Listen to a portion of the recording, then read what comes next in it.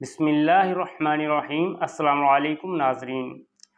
حضرت سہل بن سعد سعدی رضی اللہ تعالی عنہ سے روایت ہے کہ رسول خدا صلی اللہ علیہ وآلہ وسلم کا مشرکوں سے مقابلہ ہوا اور دونوں طرف والوں نے خوب جنگ کی۔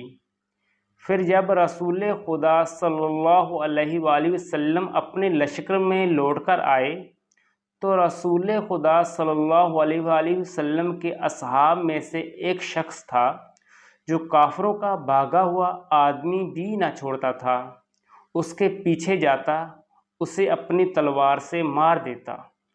تو سہل رضی اللہ تعالی عنہ نے کہا کہ آج ہماری طرف سے کوئی شخص ایسا نہیں لڑا جیسا فلاں شخص لڑا۔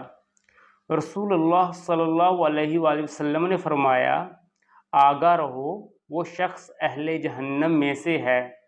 حاضرین میں سے ایک شخص نے کہا کہ میں اس کے ساتھ ساتھ رہوں گا۔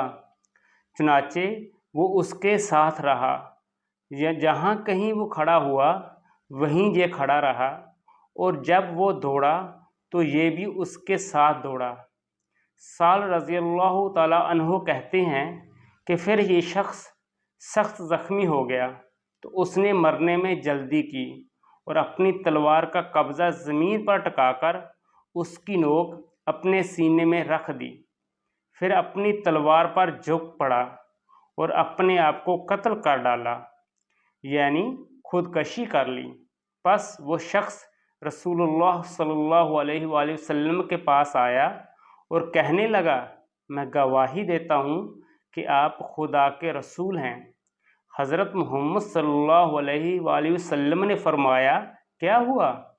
اس نے عرض کیا، جس کی نسبت آپ نے ابھی فرمایا کہ یہ اہل جہنم میں سے ہے اور لوگوں نے اس کو بہت سخت سمجھا تھا، میں نے کہا تھا کہ میں تمہیں اطمینان کرائے دیتا ہوں کہ چنانچہ میں اس کی نگرانی میں نکلا، بالآخر وہ شخص زخمی ہو گیا، پھر اس نے مرنے میں جلدی کی اور اپنی تلوار سے خودکشی کر لی۔